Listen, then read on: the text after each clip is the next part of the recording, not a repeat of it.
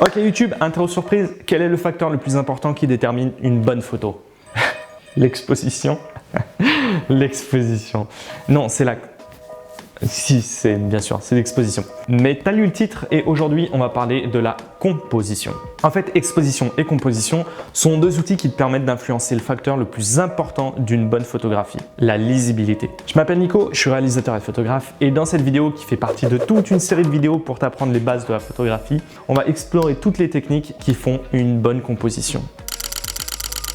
Si tu es un grand débutant, ouvre bien tes oreilles. Mais même si tu es déjà à un niveau bien avancé, crois-moi, aujourd'hui, tu vas apprendre des choses. Si tu restes avec moi jusqu'à la fin de cette vidéo, je te garantis que tes photos seront plus jamais les mêmes.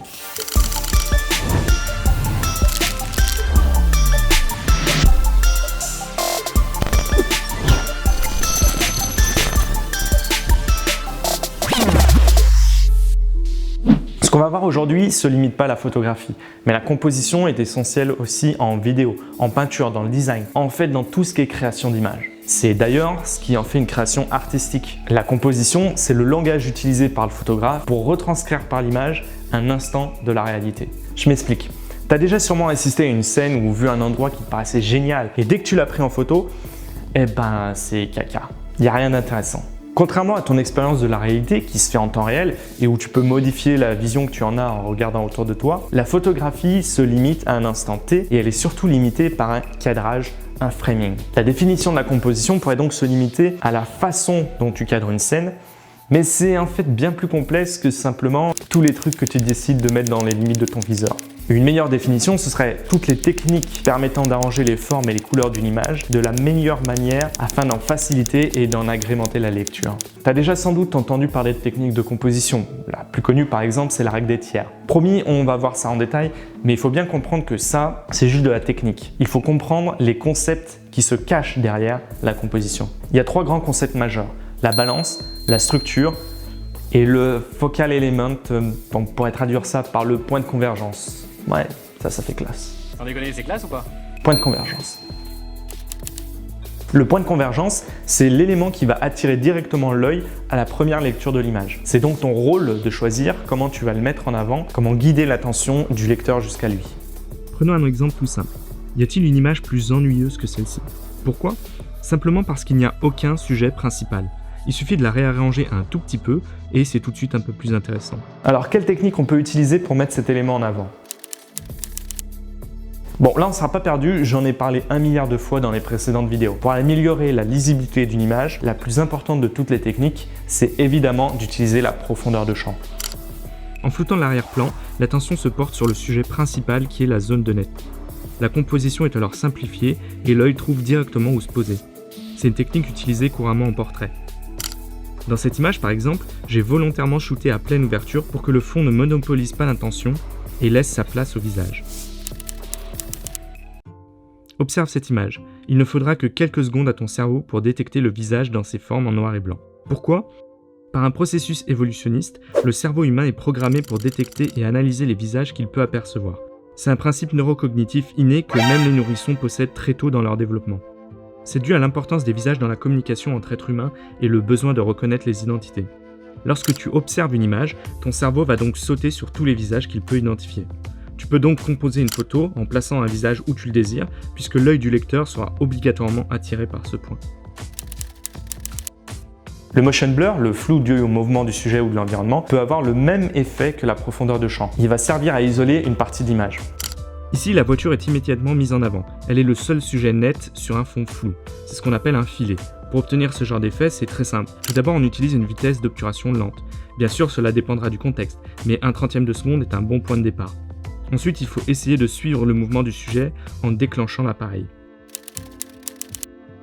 Tu l'as compris, le but, c'est de faire en sorte que ton œil accroche un élément particulier dans une masse d'informations. Utiliser le contraste, c'est un outil très puissant puisque c'est comme ça que ton cerveau crée la sensation de profondeur grâce à sa capacité à séparer les zones sombres et les zones lumineuses. C'est pour ça qu'une image non contrastée, elle paraît toute plate. Ici, ton œil va automatiquement être attiré par l'élément lumineux. Inversement, ici, il le sera par la silhouette. Lorsque tu fais face à un fond avec beaucoup d'éléments, essaie donc de placer ton sujet là où il sera le plus contrasté pour capter l'attention. La saturation fonctionne exactement sur le même principe que le contraste. En superposant des couleurs de la même teinte, ton œil aura vraiment du mal à séparer les différents éléments, ce qui ne sera pas le cas en utilisant des couleurs qui contrastent entre elles. Et le but étant de le faire d'une façon qui soit agréable à l'œil, il faudra que tu étudies la théorie de la couleur. C'est un vaste sujet, mais par exemple, tu peux utiliser des couleurs complémentaires, c'est-à-dire des couleurs diamétralement opposées sur la roue chromatique où le contraste est le plus élevé, mais qui constituent aussi une combinaison esthétique. Comme je le disais, c'est un sujet qui mériterait des tas de vidéos à lui seul. Si ça t'intéresse, n'hésite pas à me le dire en commentaire pour que je puisse faire une vidéo là-dessus. Je l'ai dit au début de cette vidéo, une photo, c'est une représentation de la réalité limitée par un cadrage. Ce qui peut sembler réducteur, mais tu peux au contraire tirer parti de ça et créer un cadre dans le cadre même de la photo. En excluant toute information sur les bords, tu vas diriger l'œil vers un point précis, tu vas créer un contexte, du sens à une image. N'importe quel élément peut être utilisé pour créer un cadre, des murs, des arbres, un tunnel, des fenêtres. Pour l'instant, tu regardes cette vidéo et tes yeux sont focus sur mon visage pour plusieurs raisons. 1. Parce que je suis plutôt mignon. Et 2. On l'a vu parce que ton cerveau est attiré par des visages. Mais s'il existait des lignes dans l'image qui traçaient vers un point particulier, tes yeux se mettraient automatiquement à les suivre. Là encore, ça tient au fait que c'est ce qui nous permet de visualiser les volumes dans l'espace, ce qu'on appelle les lignes de fuite. En repérant les éléments d'un environnement qui contiennent ces lignes et en cadrant pour les faire pointer vers ton sujet, tu vas concentrer automatiquement le focus à l'endroit où tu le désires. Ici encore, le principe est identique. Les formes géométriques simples telles que les triangles, les rectangles sont automatiquement reconnues par ton cerveau. Non seulement ces formes vont aider à créer une structure dans ta composition, mais elles vont aussi aider à donner des ressentis particuliers. Les rectangles et carrés vont aider à donner une impression de stabilité grâce à des angles fermés. C'est commun de jouer avec ces formes dans la photographie d'architecture. Les cercles ou les ovales, c'est l'opposé. Vu qu'ils n'ont pas d'angle, ils vont plutôt aider à donner une sensation de mouvement dans l'image. La composition en triangle, qui est utilisée depuis des siècles en peinture notamment, dirige l'œil directement sur la pointe du triangle. Lorsqu'on parle de composition, la plupart des gens se réfèrent en fait seulement à la structure. Avant, il s'agissait de comprendre où se dirige le point d'intérêt d'une image. Mais avec la structure, on va réellement organiser la position des éléments d'une image. Notre cerveau est programmé pour aimer la simplicité et c'est très difficile pour lui de comprendre plusieurs formes disposées de manière totalement aléatoire, sans ordre apparent. Il a besoin de structures visuellement reconnaissables pour améliorer sa compréhension d'une situation.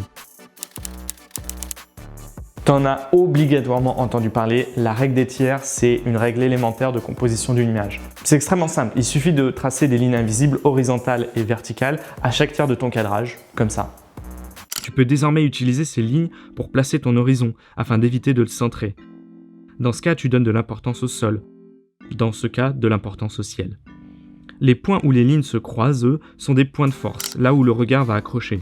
Placer ton sujet sur ces points génère généralement une composition plus harmonieuse. C'est une règle tellement commune que la plupart des appareils photo te permettent d'afficher la règle des tiers dans ton viseur. Ce qu'il faut comprendre de cette règle, c'est que les tiers ont plus de force dans une image et que par conséquent, il faut absolument éviter de centrer ton sujet. Astuce suivante, centrer ton sujet. Bah oui, je sais ce que j'ai dit. Centrer un sujet peut vraiment bien fonctionner lorsqu'on va apporter de la balance à l'image avec de la symétrie. Pour ça, il suffit de couper l'image en deux verticalement et horizontalement et chercher une structure identique ou similaire de chaque côté. Ça a l'air simple, mais il faut être assez doué pour ne pas en faire une image ennuyeuse et sans contraste. Si tu cherches de l'inspiration, le maître en la matière, c'est évidemment Wes Anderson. N'hésite pas à aller étudier la composition de ses films. Depuis l'aube des temps, les artistes se sont demandé si on pouvait créer une formule du beau. Eh ben, il semblerait que oui. Et ça donne ça. 2 Bayer tablets give you all the pain relief power your headache can use. Bayer is pure aspirin. Ok, essayons d'expliquer ce que ça veut dire. Le golden ratio, c'est admettre que les proportions seront plaisantes, voire divines, lorsque l'unique rapport A sur B entre deux longueurs A et B, tel que le rapport de la somme A plus B des deux longueurs sur la plus grande A, soit égal à celui de la plus grande A sur la plus petite B. Ah non, mais rassure-toi, hein, moi non plus je comprends pas ce que je dis. Mais reste avec moi, je te jure, ça va devenir intéressant à un moment ou à un autre. Le ratio est illustré par la séquence de Fibonacci, à savoir, chaque nombre de la séquence est égal à la somme des deux précédents. Notre formule, là, elle est exprimée par le nombre phi, qui, comme le nombre pi, est infini. On l'arrondit à 1,618. Illustrons ça. Prends un rectangle dont les dimensions sont de 1 par 1,618. Si tu traces un carré de 1 par 1 dans ce rectangle, tu obtiens ainsi un nouveau rectangle ayant les mêmes proportions de 1 par 1,618, et cela à l'infini. On appelle cette proportion la divine proportion parce qu'on la retrouve partout dans la nature. Elle est tout autour de nous. On utilise ça depuis la nuit des temps dans l'architecture, la peinture, tous les arts en fait. Alors je sais que ça sonne compliqué, mais au final c'est une version upgradée de la règle des tiers. Ça s'utilise un peu de la même façon. Une autre technique consiste à créer de la profondeur en mettant un point d'intérêt sur les différentes couches d'un environnement. Avoir un élément en avant-plan, au centre et dans le fond pour créer un sens de lecture dans le sens de la profondeur de l'image. Une photographie, c'est plat par nature. Essayer de traduire la profondeur visuellement va rendre l'image plus immersive et donc plus agréable à lire. Il faut donc jouer sur le contraste des différents plans pour séparer chacun d'entre eux et rendre l'ensemble lisible. Encore un comportement du cerveau humain qu'on peut utiliser à notre avantage en termes de composition. On est attiré par les motifs répétitifs et les textures, les patterns, par l'harmonie visuelle que ça génère. Du coup, inclure des patterns dans une image va lui donner un côté agréable à la lecture. Ça peut aussi donner des sentiments totalement différents selon le rythme des répétitions, entre quelque chose de très calme ou alors totalement déstructuré et abstrait. Ok, si tu as compris le principe de la structure, tu sais que le but, c'est d'éviter les éléments qui vont distraire l'œil du sujet principal en essayant de les ordonner d'une façon ou d'une autre. Et ben pourquoi pas supprimer totalement toutes les distractions? Shoot plein cadre sur ton sujet. Ça ne t'empêche évidemment pas de respecter d'autres règles de composition, comme la règle des tiers par exemple, comme dans cette image, mais ça donne généralement une composition intéressante. De plus, ça donne une sensation de proximité avec le sujet et de pouvoir se concentrer sur les détails. Ok, voilà l'élément le plus difficile à définir et le plus subjectif, même si là encore certaines règles peuvent se dessiner. La composition d'une photo est aussi déterminée par le fait qu'elle soit balancée ou non. Certains éléments d'une image portent un certain poids, de par leur position, leur luminosité ou leur couleur par exemple. Et ton rôle, c'est d'équilibrer ces éléments selon leurs différents poids. Ça reste abstrait? Ok, on va essayer de voir ça par l'exemple. Ici, quelque chose ne va pas dans mon image. Le poids visuel de l'image est porté que par un unique élément, ce qui, si ça ne gêne certes pas la lecture, la rend insatisfaisante. Pour apporter une meilleure harmonie, je peux contrebalancer en ajoutant un élément ici dans le fond. Voilà, basiquement, la balance, c'est ça. Des astuces pour aider? Ok, en voilà quelques-unes. Notre cerveau lit une image de la même façon qu'il lit un texte, de gauche à droite. En fait, il fait des Z comme ça. Il va de la gauche à la droite, puis quand il bute sur un obstacle, revient tout à gauche un peu plus bas et reprend la lecture. C'est d'ailleurs pour ça que la règle des tiers fonctionne si bien. C'est pour ça que généralement on essaie de donner au flux d'une image un mouvement de gauche sur la droite. La signification, l'interprétation d'une image est aussi différente si son poids est porté à droite ou à gauche pour cette même raison. On dit qu'un personnage qui regarde vers la droite est porté vers l'avenir et vers la gauche vers le passé. En fait, c'est parce qu'en portant le regard vers la droite, on donne du dynamisme en ouvrant l'image, alors qu'à gauche, on a l'impression de la fermer. Et c'est vérifié par le fait que c'est l'effet inverse selon où tu vis. Dans les pays arabes et certains pays asiatiques, où le sens de lecture est de droite à gauche, une image qui va dans ce sens-là est beaucoup plus agréable à lire pour eux. Alors là, ne me demande pas pourquoi, je sais pas trop quel phénomène psychologique est à l'œuvre derrière ça, mais il semble qu'une composition où il y a un nombre impair d'éléments est plus agréable à la lecture qu'avec un nombre pair. Apparemment, lorsqu'il y a deux sujets, ton cerveau ne sait pas sur lequel porter son attention, mais quand il y en a trois... Bref, je sais pas pourquoi, je ne trouve pas que ce soit la règle la plus fondamentale et la plus pertinente au monde, mais au moins tu la connais. Cette règle, on l'a un peu déjà vue avec les patterns, mais la répétition aide à structurer une image et donc à lui apporter une balance. Tu peux répéter des formes, des couleurs, n'importe quel élément en fait. Less is more, c'est le mantra du minimalisme. C'est aussi applicable en photographie. On l'a vu, essayer de se débarrasser de toute distraction visuelle aide à la lecture d'une image. Simplifie le fond pour ajouter du contraste autour de ton sujet afin de le mettre en avant lui et lui seul. Allons même encore un peu plus loin en parlant de l'espace négatif d'une image. C'est la place du vide que tu vas accorder à ton image. En faisant exactement l'inverse de ce que je te dis, puisque tu vas créer une image qui ne sera pas facilement balancée, tu vas là aussi porter l'attention sur le sujet. Le minimalisme, jouer sur les espaces négatifs, c'est un genre artistique à part entière qui demande beaucoup de talent pour ne pas créer des images soit plates et sans intérêt, soit assez perturbantes du fait qu'il n'y a pas de balance justement. Allez, je termine avec une astuce qu'on aurait aussi pu classer avec la géométrie et les lignes de force, mais qui est très connue pour apporter de la balance à une image et elle est utilisée depuis des centaines d'années par les artistes en peinture. C'est l'utilisation des diagonales. Les diagonales apportent de la force et du mouvement et elles peuvent séparer l'image en différentes parties. Mais allons plus loin juste pour le fun. Cette diagonale, c'est la baroque. Elle sépare l'image du coin inférieur droit au coin supérieur gauche.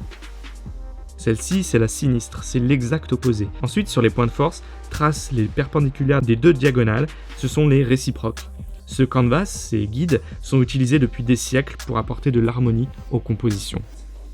Et justement, il existe encore bien d'autres astuces utilisées en peinture depuis des siècles. Ça prendrait des heures de toutes les voir. Au final, apprendre l'exposition, c'est juste de la technique et tu peux l'apprendre rapidement. Éduquer ton œil à composer une image, ça c'est le vrai challenge. C'est pour ça qu'il faut étudier la peinture, les films. À chaque fois que tu observes une photo, tu dois essayer de comprendre la composition. Pourquoi le photographe a fait ce choix pour mettre son sujet en valeur. Aujourd'hui, je viens déjà de te donner 20 techniques pour t'aider à améliorer tes compositions, mais comprends bien une chose, même si elles en portent le nom parfois, aucune d'entre elles n'est une règle. Tu as remarqué que certaines sont similaires, ou parfois même se contredisent entre elles. Et c'est pas parce que tu vas en appliquer une que ta photo, elle sera automatiquement bonne. Ce sont pas des dogmes, mais juste des outils. Tu peux les cumuler, les transgresser, et une fois que tu les maîtrises vraiment, les oublier. La seule règle, c'est qu'il n'y a pas de règle.